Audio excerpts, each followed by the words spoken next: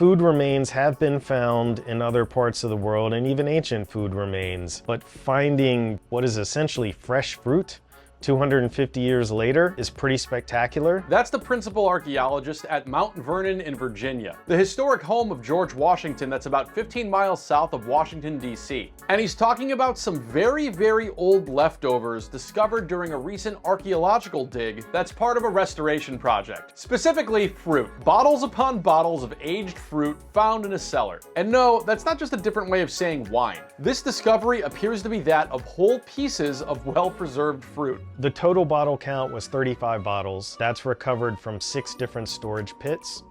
Of that 35, 6 were broken, so 29 of the bottles contained intact fruit contents.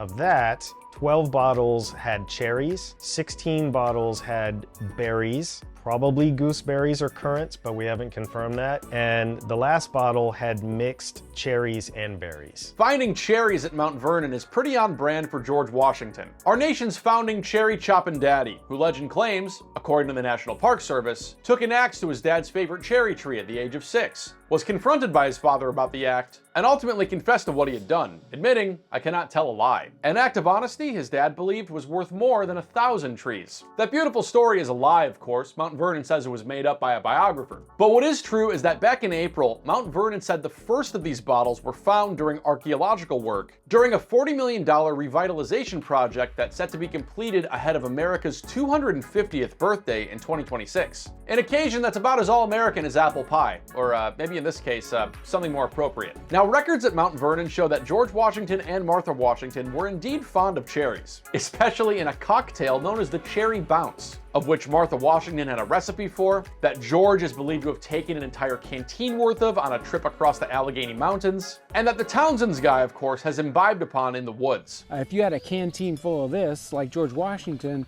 you'd want to come back to this like during the whole trip, because it's really good. While this refreshing combo of brandy, sugar, spices, and cherries may sound suitable enough for a drunken horse ride, and hey, maybe even the official state cocktail out in Wisconsin, which we told you about not too long ago here on your News Refresh, please subscribe. But our archaeologist here doesn't necessarily think all these cherries were bound for booze. Presumably they ended up on the Washington's table and were eaten either as just fruit out of the bottle, or they were baked into other confections or used in a different manner. We do know that the Washingtons were very fond of ice cream.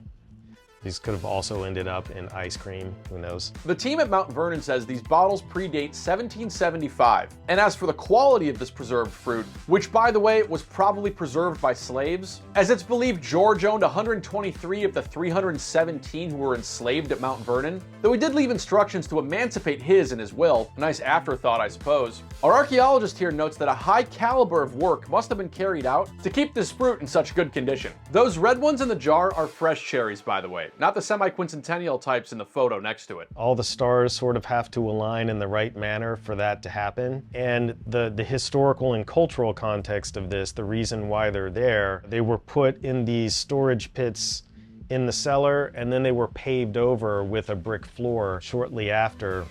And so there they sat until 2024. This pit in particular, we have a theory. We think this is probably the summer of 1775.